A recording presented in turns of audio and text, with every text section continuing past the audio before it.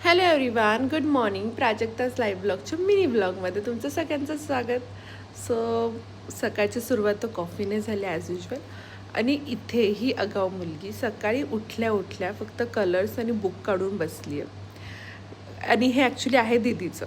दीदी झोपली आहे त्याच्या अगोदर आम्हाला ह्या सगळ्या गोष्टी करायच्या आहेत, कारण की मग नंतर दीदी देत नाही.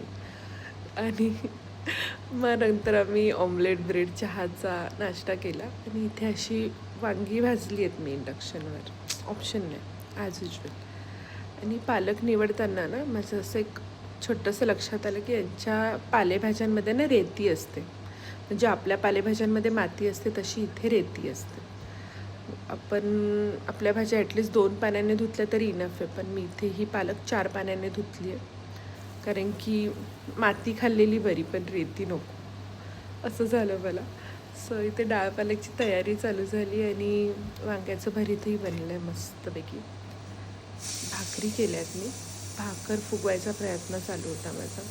इथे इंडक्शनवर आहे ना अशा मनासारख्या भाकरी भाजतच नाही, म्हणजे चिडचिड होते. असं वाटतं काहीतरी राहतं आहे, मिसिंग, समथिंग इज मिसिंग असं होतं. सो फायनली झाल्यात, पण भाकरीही केल्यात. भाकरी फुगवणं म्हणजे मी मागेही म्हटलं की एक वेगळं सॅटिस्फॅक्शन असतं. असं सगळं फ्रस्ट्रेशन वगैरे असं सगळं लांब राहतं, त्याच्यामुळे छान वाटतं. भाकरी चपाती फुगली की स्वयंपाक कंप्लीट झाल्याचं फिलिंग येतं. सो फायनली इथे झाल्यात, माझ्या भाकरी झाल्यात आणि मग आम्ही जेवायला बसलो. हिअर इज द वांग्याचं भरीत अँड भाकरी आणि कांदा हवाच. इथे कैरीला हळद आणि मीठ लावून खाते मी, कारण की ना हळद लावली की मग कैरी बाधत नाही, म्हणजे खोकला वगैरे असं काही होत नाही त्याने. त्यामुळे हळद लावून खायची कैरी. आणि इथे दीदी आम्हाला छोट्याशा स्विमिंग टिप्स देत होती. मस्ती चालली होती दोघींची. त्यानंतर मी बाहेर ना इथे ग्रीनरी आहे, सो असं वॉक करते थोडंसं, एक 15-20 मिनटं. छान वाटतं इथे, फ्रेश होतं. आणि ह्या क्यूट मुलींचे क्लासेस संपले, त्यानंतर ह्या असं मी त्यांच्यासाठी फ्रूट्स वगैरे आणते. इथे बसून खातात त्या जरा वेळ.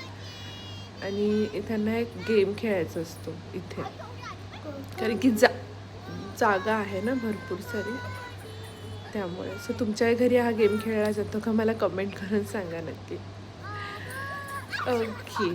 सो त्यानंतर मग आम्ही घरी निघालो. दुपारचं बरंच जेवण होतं, त्यामुळे तेच जेवण जेवायचं होतं. सो तुम्हालाही माझे लाईव्ह ब्लॉग्स आवडत असतील तर चॅनलला लाईक, शेअर आणि सबस्क्राईब करा. थँक्यू. बाय. Good night.